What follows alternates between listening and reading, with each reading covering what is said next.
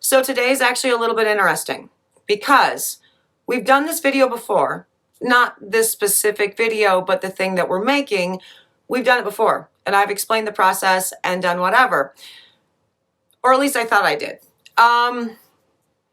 However, when I went back to actually check backlog to make sure that I wasn't duplicating information for this and giving you, more cool info about this particular thing that we're doing, I realized that that video actually never got published. It's been sitting there for 300 days, actually, because it was day 48. And it's still sitting there privatized. And so you're actually getting two batharon videos today, which is super cool. And I'm going to tell you more about the batharons and what that means and all of the jazz in just a moment. But before I do, hello, I am Mrs. Soap and Clay. Let's make stuff.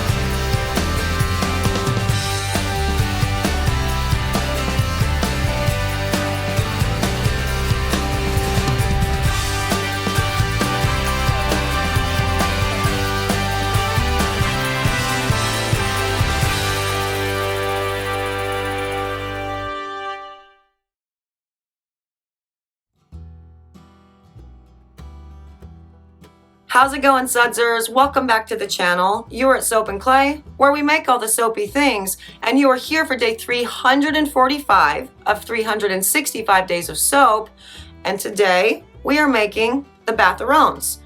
And you're also getting day 48's video dropped today too. So, yay, 2 videos, but weird that never, there's just been a gap. And people have actually talked to me about the gap. Like, you only have XXX number of videos up, but you just said it's XXX day. And I'm like, oh, well, it takes a while for YouTube to update. And that's true, but also I've been legitimately missing a video. So yes. Now, batharons, that's my name for them. What they actually are is what we're focusing on today is how to make a bath melt. Now, the cool thing about a bath melt is it has the citric acid and the baking soda in it, so it has that little fizzy reaction, kind of like a bath bomb. But the primary ingredients in something like this is actually going to be a combination of butters to be very moisturizing, which are why this is one of my favorite products to use across the board. Period.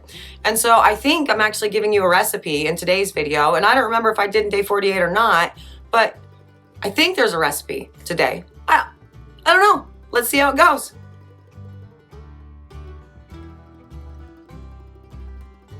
My word. Why does it say my word on that? Am I going to go back and fix that title? Maybe not. So yeah, batharons. Funny, because I was going back to check the last batharons video that we did, which was like 300 days ago, and I saw that one never actually got published.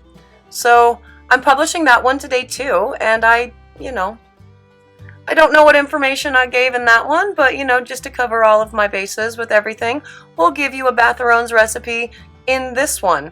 Now, for what is a batharon? So, I mean, my batharons are they're called that because they look like macarons, right? But really what they are is it's a bath melt. Now, bath melts are very cool because they have some of the fizzy, and the breakdown and all the jazz with that, but they are primarily going to be moisturizing. Now, I put versions of the bath melts into multiple bath bombs, for sure, when you want that extra kick of whatever. But then also, this has become sort of one of my flagship ways to present them because I love them so very much, and I love macarons. So all of the jazz. So yes, how to make a batharon, how to make a bath melt. Let's go with that. So 6 ounces of baking soda, 3 ounces of citric acid, and ½ an ounce of kaolin clay go into the dry ingredients, and they get all mixed up and do the things. Now, the liquid ingredients that just got put in, that's 2 ounces of cocoa butter, melted, half an ounce of shea, also melted, and poly if you're going to be using color, and you know, your scent at whatever percentage ratio you feel comfortable doing your scent in. This particular recipe has 0.4 ounces of scent, which is coming in at around, I don't know, 5%. So yes, totally.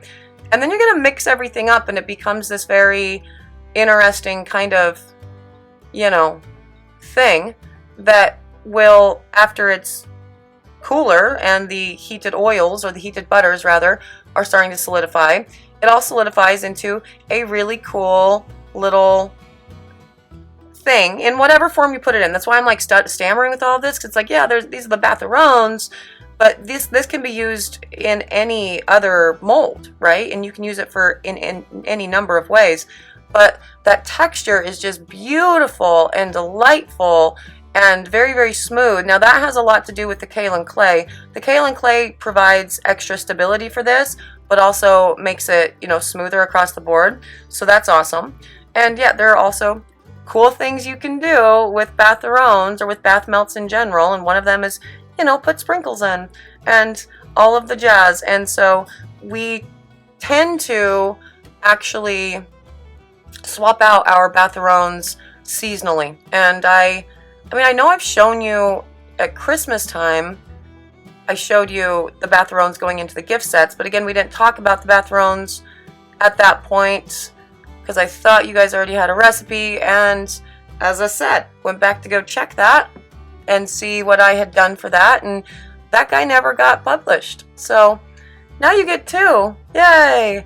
But yeah, at this point, once everything has been really well mixed in and you don't see any more white bumps from your baking soda or your kaolin clay or whatever, you're totally ready to just put them into the molds. Now, we have found that the easiest way to do the molds, to put them into the molds for this particular endeavor, to roll them into balls before you actually put them into the mold, just to help out with no cracking, a nice smooth top, as well as, you know, more structure being formed really as they dry. And that's kind of the thing. Like, that's lather, rinse, repeat with that. Take about, I don't know, an inch for this particular one. Again, this can be used in all manner of things. You have little, you know, fruit-shaped molds. Yeah, do it in there. You can do the bath melts in any, you know, container. I recommend silicone because it's easier for them to get them out. But, you know, whatever, do you. This is how I do me.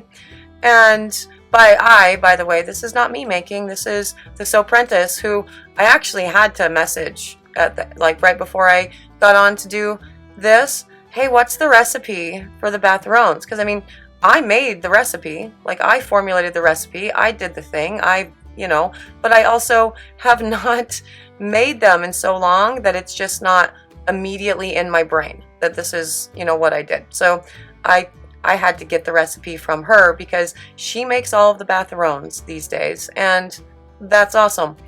But these, once they are all put into the mold, I like to put these in the freezer and let them firm up in the freezer for around 30 minutes before removing them from the molds. But I mean, it literally is, you can totally do, it's that fast, that turnaround is just that quick for all these little cookies. So they can all be, you know, frosted and, you know, put out very quickly. There's no cure time for them. There's no anything. And the ratio of the baking soda and the citric acid to the amount of butters and the types of butters that are used this one's really good because, again, it provides that really awesome structure and makes them suitable and safe to, they're not so fragile that you can't ship them. And also, because of the kind of high melt point of cocoa butter, it's not something that you would ever be worried about like melting as they're just sitting on the shelf. Although every year for Art on the Ave, we do put out the macaron display for, you know, the big block party that we have on 6th Ave every year. And in direct sunlight for, you know, 6 hours, yeah, they start to get schmoopy. But, you know, under normal circumstances, being packaged and sent through the mail or just hanging out in the shop, it's all good. No issues with them melting, and, you know, so that's cool for sure. But yeah, again, these will get put into the freezer to be solidified for about 30 minutes before we move on to the frosting phase, because right now, what do we have? We have a whole bunch of half macarons, right? Like, I mean, I guess they're all like macarons in their own right, but the coolest part about macarons, right, is the filling, right? And so we've got to fill these things. And so we will be whipping up a batch of pipeable soap to fill the things with. And, you know, we'll talk more about that for the frosting in the next thing as we're actually filling them. So, you know, let's go over there and check that out. Okay, and on to the fill. Now, fill is actually very easy, the whipped soap frosting, really. This is a melt and pour and whipped body butter, or whipped foaming bath, you know, that whippy stuff that's so good for the whippy. Stevenson is like the most famous version of that. I don't even know if anybody else makes it.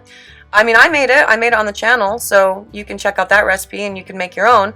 But for this is just it's a 1-to-1 ratio. So let's pretend it's 2 ounces of melt and pour and 2 ounces of the foaming bath whip thing.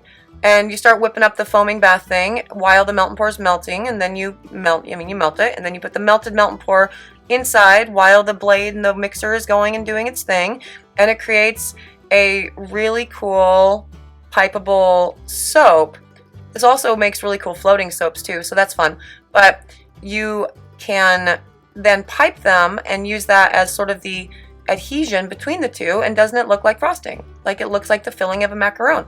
Super adorable. Again, very, very simple process to make the soap that goes in the middle of these. You can do this with actual like a cold process or whatever, but I wouldn't really recommend it because A, that's more time in something, but 2, well, then you do have to wait for it to cure, and that's not as cool. So I prefer just to mix up a version of this and, you know, go with that. Also, you could use bubble bars in the middle of this, but the thing is, the bubble bar, it's not going to be really a lot, and since you're using, this is a 2 use per cookie, right? So you use 1/2 for each bath, and so you're not dropping the whole thing in. I think it would be a waste of a bubble bar recipe, is my sort of point with all of this, because bubble bars, they're very, very expensive to make, and you're not going to really get any real bubble out of this for, you know, just to have the filling. So, I mean, this way's better. Do that. I prefer that. Although other people might have other ideas. But yeah, those are our cute new spring line batharons, and they super are adorable, and their scents are amazing, and we're going to go check out those right now. And there they are, all beautiful and fully packaged. There was no reason to put an extra title screen in there. It's just force of habit to have 3 of them and all of the things. But yeah, there's the spring line of batharons. They're each different. They all smell amazing. And the possibilities are endless as to how you can make bath melts super duper cute. And, you know, this is one of them. And this is, you know, my thing. So that's day 345, the batharons for the spring line. Okay. I said it was day 345 earlier, right? Not day 348? That we were missing day 48, but today's actually day 345? This entire thing, and realizing that I've had this video that hasn't been out for like 300 days is really throwing me off today. So sorry about that, but I have to make it right, because at the end of all of this, I can't say I had 365 days of soap minus 1. So it's now published too. And it's, yes, those are the batharons. And I think I gave you a recipe. Did I give you a recipe? Pretty sure I did. Yes. And yeah, so they're actually a lot of fun if you don't want to make them, which I think, you know, if you're a maker, you're going to find it useful. But, you know, if you're here to watch the process and to continue to connect with soap and clay, and you want to check these batharons out, you can find them on the website at soapandclay.com. This is our spring line, and so it's a very limited edition. We will be done with these probably mid-May, I would say, and we'll move on to some summer ones for sure. If you are interested in more soapy antics and seeing if I actually remember to publish the rest of the videos from now to day 365. Hey, you should subscribe to the channel. That would be excellent. For those of you who are subscribed to the channel, hey, you're excellent. Thanks so much for being so. I really appreciate you being my sudser, for sure. I'm out of here for today. Thanks again for joining me for another round of 365 days of soap. I will see you guys all again tomorrow for another one. Bye.